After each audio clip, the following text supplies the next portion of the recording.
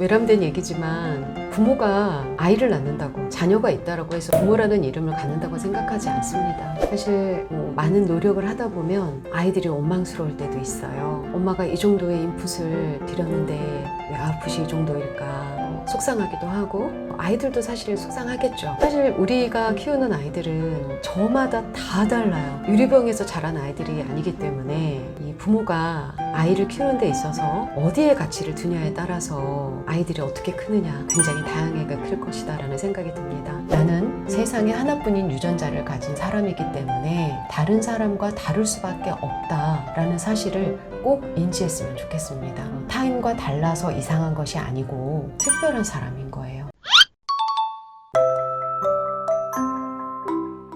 결혼을 하면서 해야 될 역할, 노릇들이 굉장히 많아졌어요. 저의 경우도 그렇고 아마 대부분의 사람들도 그럴 거예요. 근데 제가 실제 있었던 제 친구 이야기를 한번 하고 싶어요. 용인에 사는 친구가 있는데 아이가 5이에요. 어느 날 그 친구 집에 초대받아서 놀러 갔는데 그 친구가 딸기를 씻고 있었어요. 가족 모두가 과일을 좋아하니까 그날도 아마 딸기를 씻는 양이 굉장히 많았어요. 한 4kg 정도 되는 딸기를 씻고 있는데 아이들이 함께 먹을 딸기를 큰 접시에 하나 담고 또 작은 접시 하나에 딸기를 따로 담는 거예요. 그러면서 친구가 하는 말이 나도 맛있는 딸기를 먹어야지 한 접시에 다 내면 내 몫은 없어지니까 따로 빼놓는 거야. 이렇게 말을 해요. 처음 그 말을 들었을 때는 아니 아이들이 먹는 것만 봐도 즐겁던데 내 친구는 조금 이기적인 엄마인가? 그런 생각을 했거든요. 왜냐면 당시 저는 저희 아이들 입에 맛난 음식이 들어가는 거 보는 것 자체가 굉장히 즐거웠거든요. 그래서 많이 양보를 했던 것 같아요. 스스로. 어릴 적에 저희 부모님께서 맛있는 음식이 식탁에 올라오면 저희 형제들에게 다 양보하셨던 것 같아요. 그러면서 하시는 말씀이 야 나는 너희들 잘 먹는 거 보니까 안 먹어도 배부르다 이렇게 말씀하셔서 저도 그걸 경험해서 엄마가 돼서 그런지 같은 행동을 저희 아이들에게 하고 있더라고요. 저희 큰아이가 망고라는 과일을 굉장히 좋아해요. 근데 망고를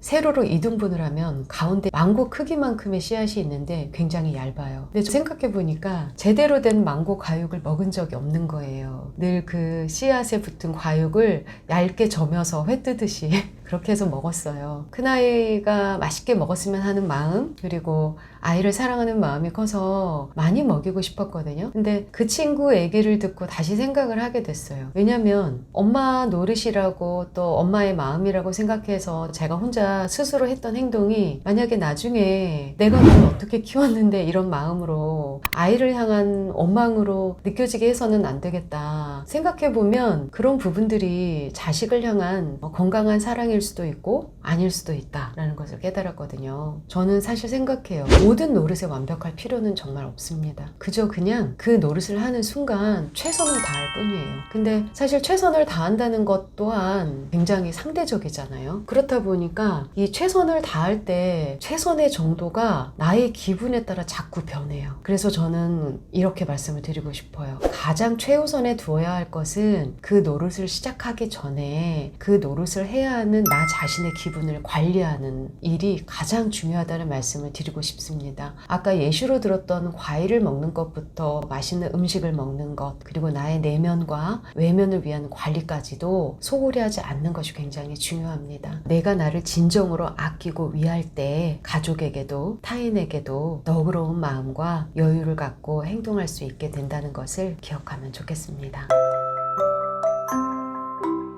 외람된 얘기지만 부모가 아이를 낳는다고 자녀가 있다라고 해서 부모라는 이름을 갖는다고 생각하지 않습니다. 부모가 될 만한 노력, 자격, 공부 꼭 저는 필요하다고 생각을 해요. 왜냐면 아이가 똑같은 유전자를 가지고 태어나지 않고 어떤 부모이냐에 따라서 또 어떤 아이가 태어날지 우리는 알지 못하잖아요. 멋진 신세계라는 올더 석슬리의 소설이 있어요. 그 소설에는 아이들을 인공적으로 키워서 유리병에서 성장을 하게 만들거든요. 그래서 아이마다 필요한 능력을 주사제로 주입을 하는 그런 디스토피아적인 소설이 있는데 사실 우리가 키우는 아이들은 저마다 다 달라요. 유리병에서 자란 아이들이 아니기 때문에 이 부모가 아이를 키우는 데 있어서 어디에 가치를 두냐에 따라서 아이들이 어떻게 크느냐 굉장히 다양하게 클 것이다 라는 생각이 듭니다.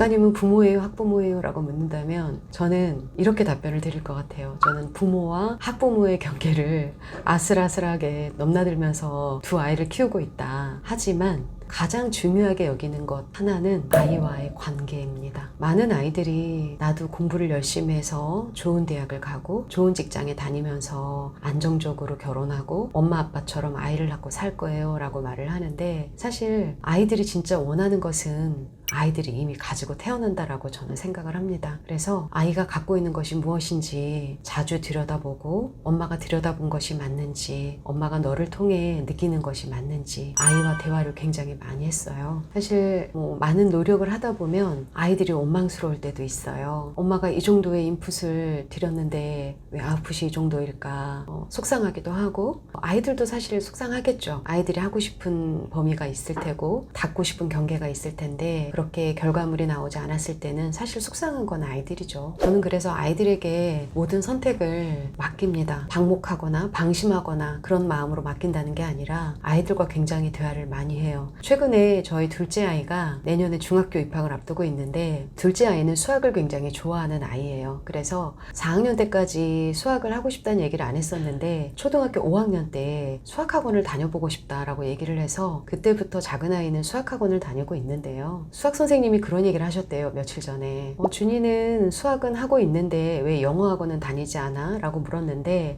저희 아이가 수학 선생님에게 이렇게 답변을 했다고 들었습니다. 선생님, 저는 일단 제가 중학교에 입학을 해서 중학교의 본교육으로도 영어를 배울 수 있는지, 그 교육으로 충분한지 먼저 경험을 해보고 제가 사교육이 필요하다고 판단이 되면 그때 영어학원을 엄마께 보내달라고 말씀드릴 생각이에요 라고 얘기를 했다고 하더라고요. 근데 저도 사실 아이의 그런 의견을 존중합니다. 아이가 판단하고 나에게 이것이 필요한가 필요하지 않은가를 생각해 본다는 것 자체가 저는 아이가 굉장히 생각이 크고 있다고 믿거든요. 어디까지나 아이의 선택을 따르고 믿을 생각을 하고 있습니다. 또 저희 큰아이의 경우는 지금 서울에서 미대를 다니고 있는데요. 사실 초등학교 5학년 때부터 중학교 3학년 때까지 약 5년 동안 IT에 특화된 공부를 했고 IT 영재로 자라왔던 아이예요. 그래서 자사고를 진학을 하면서 굉장히 기대와 희망이 많았죠. 그런데 입학하고 2달 만에 했던 대화가 여전히 제 마음속에 남아있습니다. 큰아이가 이렇게 말했었어요. 제 책에도 나오는데요. 엄마, 제가 그동안은 하고 싶은 게 없어서 할 수 있는 것을 했는데 이제는 하고 싶은 일이 생겼어요. 일러스트레이터가 되고 싶어요. 엄마, 저 디자인 공부하고 싶어요. 굉장히 속상하긴 했어요. 사실은 그 마음을 숨기긴 했는데, 숨기면서도 속상하면서도 기뻤던 거는 아이가 이제야 스스로 하고 싶은 걸 갖게 됐구나. 엄마가 속상해할 수 있는데 그런 염려를 뒤로 하고 두려워하지 않고 그 하고 싶다는 의사를 표현했다는 게 너무 기뻤어요. 그래서 속상한 마음은 뒤로 하고 미술학원을 알아봐 주었고, 그 이후로 미술 공부를 하면서 지금은 디자인 전공으로 열심히 학교를 생활을 하고 있습니다. 가장 중요한 것은 부모냐 학부모이냐를 정하는 것보다 내가 낳은 존재, 우리 귀한 아이의 의견과 마음을 늘 존중하면서 키우고 있느냐, 이 부분이 가장 중요하지 않을까 하는 생각이 듭니다. 이 질문에 대해서 생각나는 에피소드가 있어요. 어릴 적에 제가 초등학교 다닐 때로 기억을 하는데요. 어떤 친구가 저한테 잘못을 한 거예요. 그래서 서로 다투게 됐죠. 제가 그 친구에게 네가 나한테 이렇게 해서 내가 다쳤잖아, 내가 속상하잖아, 이렇게 말하는 상황이었는데 그 상황을 엄마께서 아신 거예요. 그래서 엄마께서 그 친구더러 저한테 사과하라고 얘기를 하셨고, 그 친구가 저한테 사과를 했어요. 내가 이래서 미안해. 그런데 이제 엄마께서 저한테 이제 친구가 사과했으니까 너도 괜찮아 라고 말해야지 라고 하셨거든요. 근데 저는 그때 이해가 안 갔어요. 친구가 저한테 잘못을 했으니까 사과하는 것은 당연한 일이지만 저는 그 사과를 받고 마음이 괜찮지 않은 상태였는데 억지로 괜찮아 라고 말하고 싶지 않았거든요. 그래서 끝까지 그때 제가 괜찮아 라는 말을 하지 않고 고집을 부렸던 걸로 기억을 합니다. 제 아이들에게도 그런 상황이 생기면 늘 이렇게 저는 말을 했어요. 그 친구가 사과해서 네가 용서는 하더라도 꼭 그 친구랑 화해를 해야 되는 것은 아니야. 네 마음이 괜찮지 않은데 억지로 괜찮다고 말하거나 네 감정이 원하지 않는데 사과를 했으니 다시 그 친구랑 잘 지내야 되거나 그럴 필요는 없어 라고 저는 얘기를 합니다.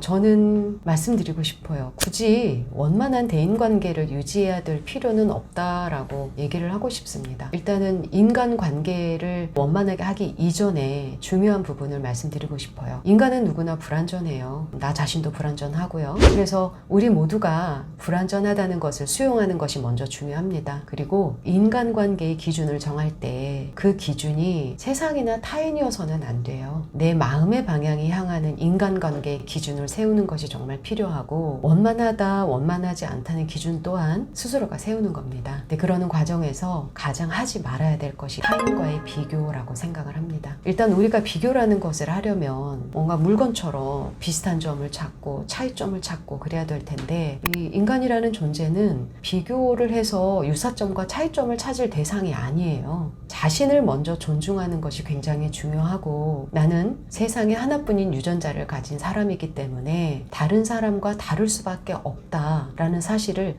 꼭 인지했으면 좋겠습니다. 타인과 달라서 이상한 것이 아니고 특별한 사람인 거예요. 세상에 하나뿐인.